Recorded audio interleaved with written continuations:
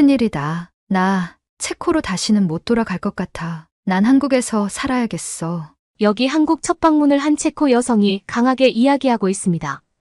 한국의 어떤 점 때문에 이런 선언을 하게 되었을까요? 안녕하세요. 저는 체코에 살고 있는 데이지입니다. 저는 체코에서 의사로 일하고 있는데 얼마 전 암 치료와 관련한 학회 참석을 위해 한국을 방문할 일이 생겨 생애 처음으로 한국을 방문하게 되었답니다. 제가 이제부터 들려드릴 이야기는 그 이후 한국에서 보냈던 휴가와 관련된 건데요. 그럼 본격적으로 제 이야기를 시작하겠습니다. 먼저 한국 분들께 죄송하다는 말씀을 드려야 할 것 같네요. 한국 분들 중 체코에 대해서 꽤 좋은 이미지를 가지고 계신 분들이 많다고 알고 있거든요. 체코 자동차도 많이 가지고 다니시고 체코 제품들을 신뢰의 이미지로 생각하시는 분들이 많던데요. 제가 체코의 실상을 말씀드리면 다들 놀라실 것 같거든요. 제 이야기를 들으시면 체코 이미지가 와장창 깨질 텐데 미리 사과드릴게요.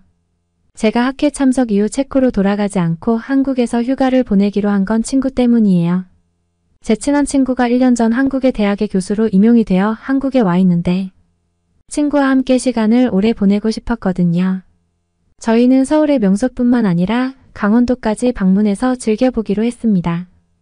제 친구도 한국에 와서 적응하기 바빠 유명한 곳들은 좀 가봤지만 서울 밖을 벗어나 본 적은 없다고 했기 때문에 둘 다 굉장히 두근거렸죠. 저는 따로 숙소를 잡지 않고 친구의 서울집에서 머무르며 서울 관광을 하기로 했는데요. 친구의 서울집에서 보낸 첫날부터 말문이 막혔습니다. 여러분, 저는 한국에 대해서는 SNS나 뉴스들을 통해 어느 정도 알고 있다고 생각했거든요. 처음으로 여행을 가는데 얼마나 많이 찾아봤겠어요? 가보고 싶은 맛집과 명소들을 고르며 한국 여행을 해본 체코인들의 후기를 엄청 많이 봐서 한국에 와서 내가 특별히 놀랄 건 없을 거야 라고 생각했는데요. 직접 경험해본 한국은 제 생각과 완전 달랐습니다. 이게 일상이라면 한국인들의 일상은 완전 판타지 소설이나 마법이라고 생각할 정도로요. 대체 무엇 때문에 이렇게 놀랐는지 궁금하시죠? 학회가 종료되고 친구를 만나서 제일 먼저 한 일은 마트 구경이었어요. 시식도 야무지게 받아먹고 먹어보고 싶었던 한국의 과자도 담고 신나게 장을 봤죠. 그런데 돌아오는 길에 친구가 빼놓고 못 산 물건이 있다고 하더라고요. 강원도에 가서 좀 많이 걸을 예정이니 두툼한 양말을 사려고 했는데 깜빡했다면서요. 그래서 제가 그럼 지금 다시 갔다 오자고 했는데 친구가 웃으면서 그럴 필요 없다고 하는 거예요. 그리고 제게 놀라운 걸 보여주겠다고 했죠. 지금 택배 주문을 하면 다음날 아침에 집 앞에 놓여 있을 거라는 거예요. 친구가 외국 생활이 힘들어 실성한 줄 알았습니다. 말도 안 되는 이야기잖아요. 그래서 제가 거짓말하지 말라고 그냥 지금 다시 갔다 오자고 했는데 친구가 그냥 집으로 가버리더라고요. 뭐 양말이야 필수품은 아니니까 없어도 관광에 지장은 없을 테니 괜찮을 거라 생각해서 저도 입을 다물었고요. 그런데 제가 쉬고 있는데 친구가 제 눈앞에 휴대폰을 들이대더군요. 양말 디자인을 고르라고요. 어차피 주문해봤자 오지도 않을 건데 양말이 거기서 거기지 하고 심드렁하게 골랐습니다. 그리고 다음날 아침 친구가 눈을 뜨자마자 현관문을 열고 나가더라고요. 아침부터 운동을 가나 했는데 택배를 들고 들어왔습니다. 정말 기절할 뻔했어요. 귀신이 놓고 간 것 아닐까 생각도 들었는데 친구가 문자를 보여주더라고요. 택배기사님이 배송 완료가 되었다고 사진까지 첨부해서 보내준 문자에 귀신이 아니구나 했죠. 친구 말로는 새벽 배송이라고 하더라고요. 이렇게 새벽 배송으로 물건을 받을 수도 있고 그냥 일반 택배도 제작이 오래 걸리지 않으면 발송부터 수량까지 길어봤자 하루 이틀 이내라고 했습니다. 세상이나 체코에서는 꿈에서도 못 볼 일입니다. 체코에서 택배 자체는 34일 이상은 기다리는 게 기본입니다. 1주 후, 2주 후 배송도 흔하고요. 더 걸리는 경우도 있습니다. 이사 갈 때 제가 침대를 주문했었는데 12주 후에 받았죠.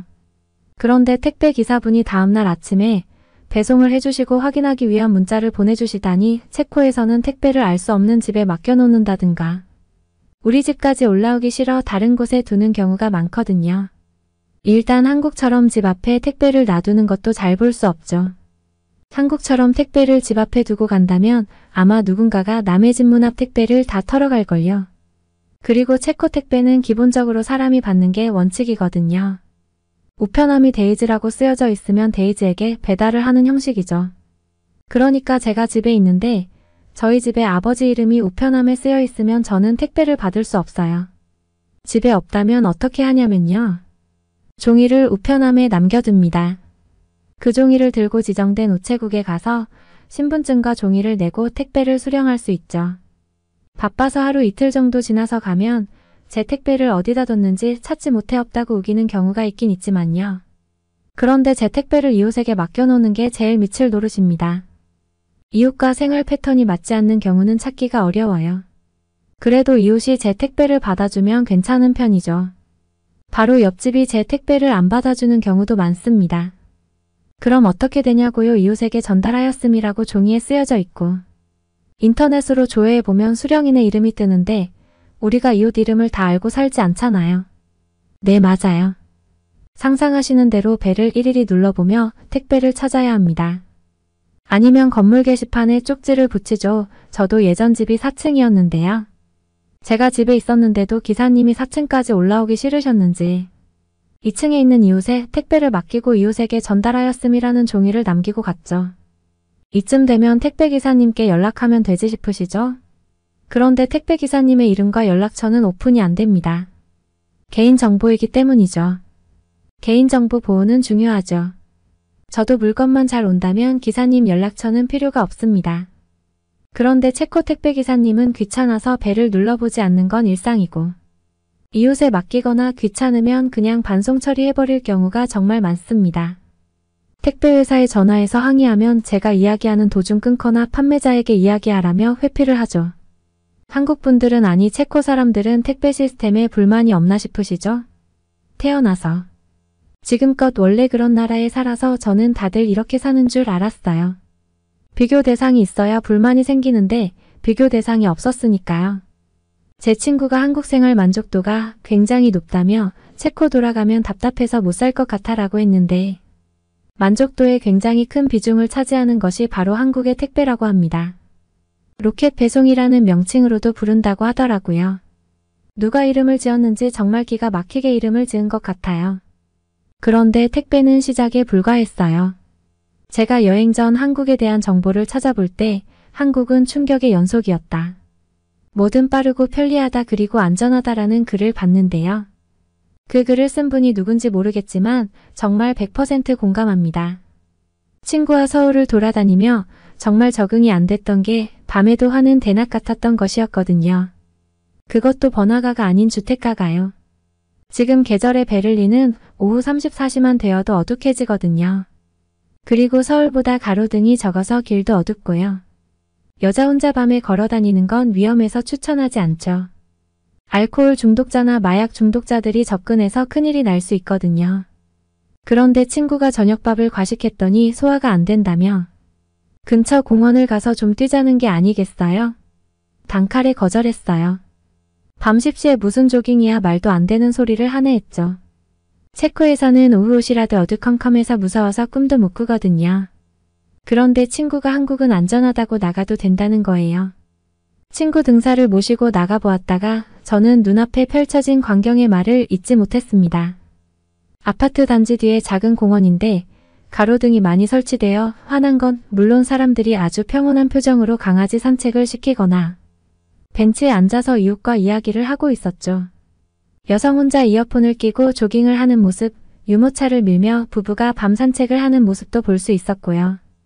주변에 마약 중독자나 알코올 중독자는 찾아볼 수 없었습니다.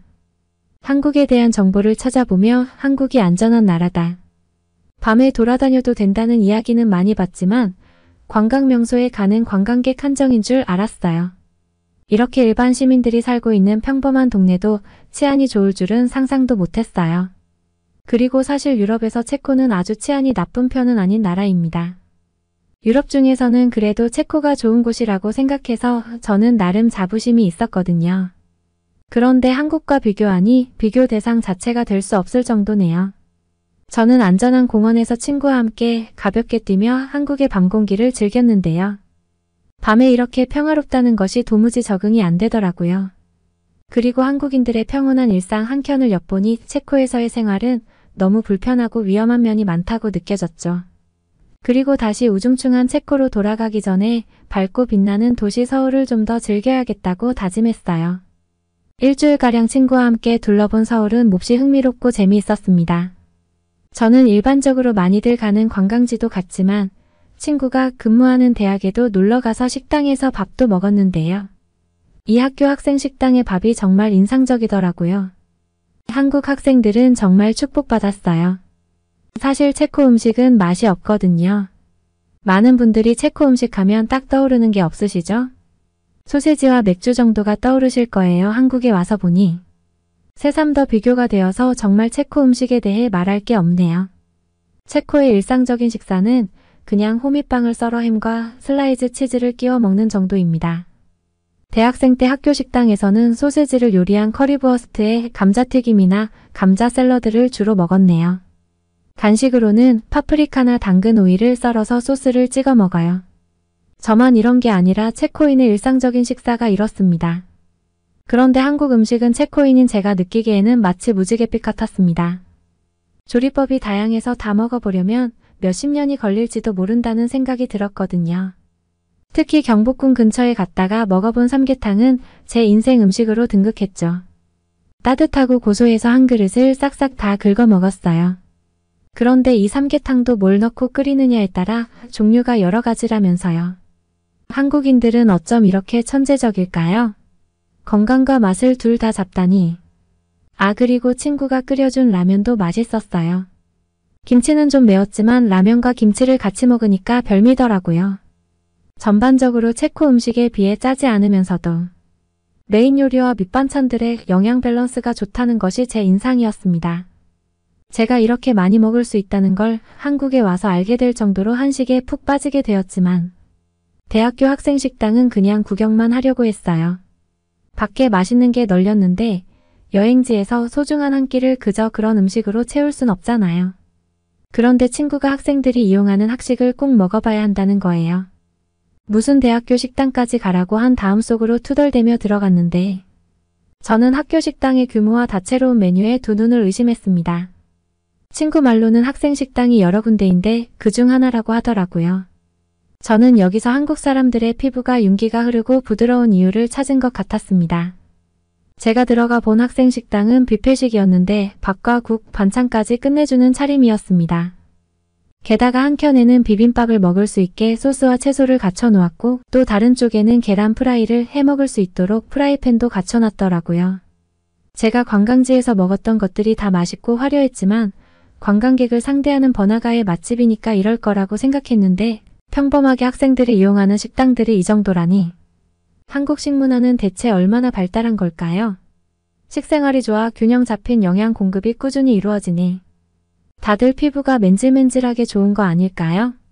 맛있는 냄새가 코를 찔러 친구를 졸라 사 먹어봤는데요. 누가 이렇게 매일같이 밥을 해준다면 평생 먹을 수도 있겠다는 생각이 들었습니다. 제어가 안 되어서 너무 많이 먹게 되는 게 유일한 흠이랄까요? 친구가 한국 학생들은 굉장히 똑똑하다던데 영양 가득한 음식 덕분 아닐까요? 한국을 둘러보면 둘러볼수록 뭐든 주어진 것에서 최고를 찾아내는 방법을 본능적으로 알고 있는 것 아닐까 하는 생각이 많이 들었는데 강원도로 가는 길에 저는 한국인들은 민족성 자체가 무엇이든 최고를 추구하는 민족이라는 것에 확신을 가지게 되었습니다. 저와 친구는 고속버스를 타고 강원도로 가기로 했는데요. 여행을 망칠까봐 슬며시 불안해지더라고요. 체코 고속버스는 저렴하긴 하지만 연착도 자주 되고 느리거든요. 고속버스를 이용하며 맘 편히 이용해 본 적이 없는 것 같네요. 30분 정도 밖에서 떨며 기다리는 건 일도 아니죠. 연착을 했을 때 문자 알림이 제때 오지도 않습니다. 그냥 자기들 내킬 때 보내는 것 같아요. 일시간을 기다렸는데 버스가 안 와서 취소되었나 보다 하고 다음 버스를 타려고 하니 이전 티켓 가지고는 못타게 하며 가격을 3배나 올려받은 적도 있었어요. 기차를 타라고요. 체코 기차도 마찬가지예요. 체코 기차가 좀 더 악명이 높죠.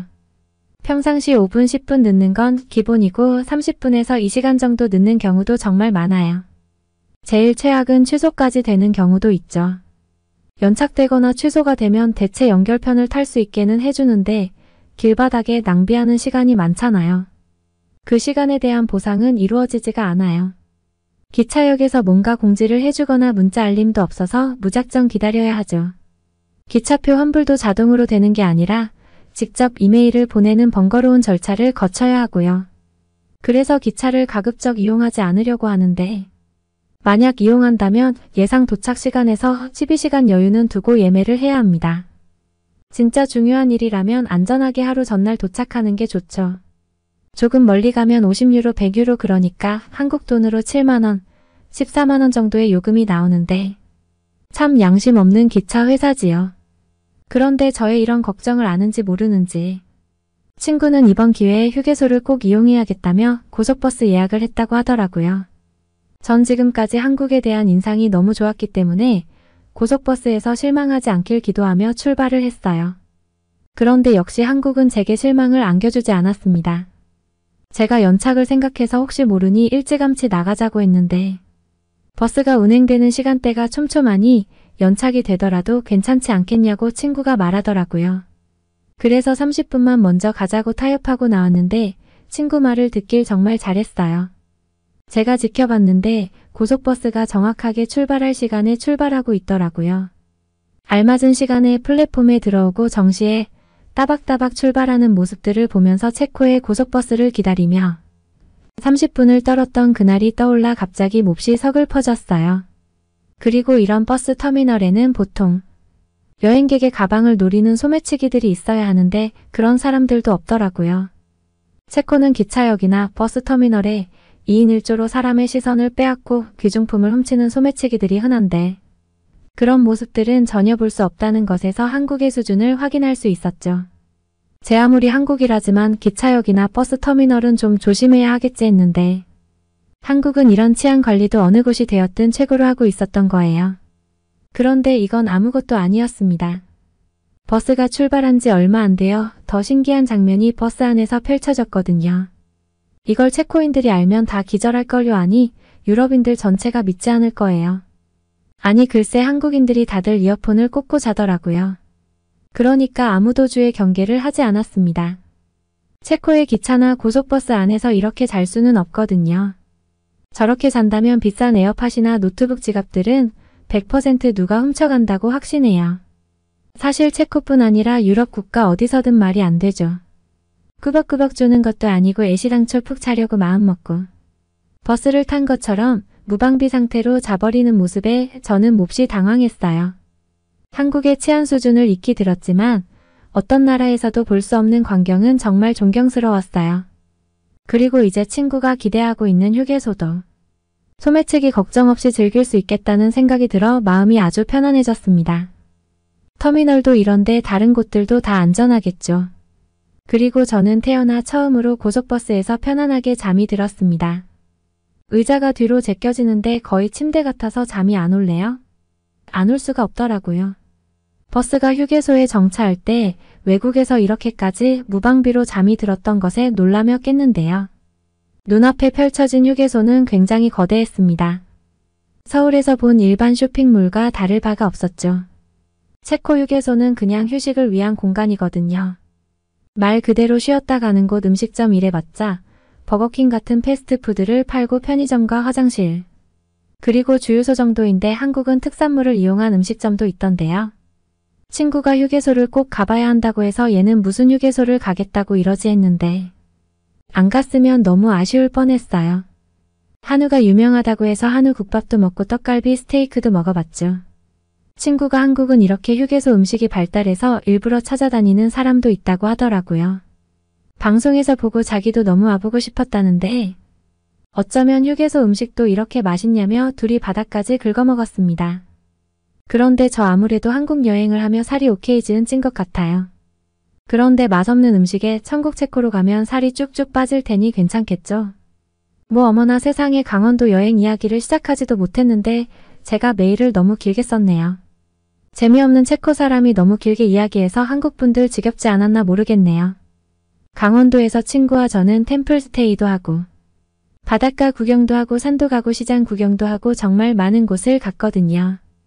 메일이 너무 길어지니 오늘은 이만 줄여야 할 것 같아요. 한국분들이 제 강원도 여행 이야기를 듣고 싶으시다면 댓글로 요청해주세요. 많이 원하시면 환상적인 강원도 여행기도 메일로 보내겠습니다.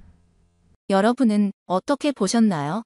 응원과 격려의 한마디씩을 댓글로 남겨주시기 바랍니다. 사연자분께 전달해 드리겠습니다. 저희 감동 시작은 실제 사연 제보를 받고 있습니다. 채택되신 분께는 선물도 드리고 있습니다. 저희의 사연이 여러분의 하루에 작은 힘이 될 수 있었으면 좋겠습니다.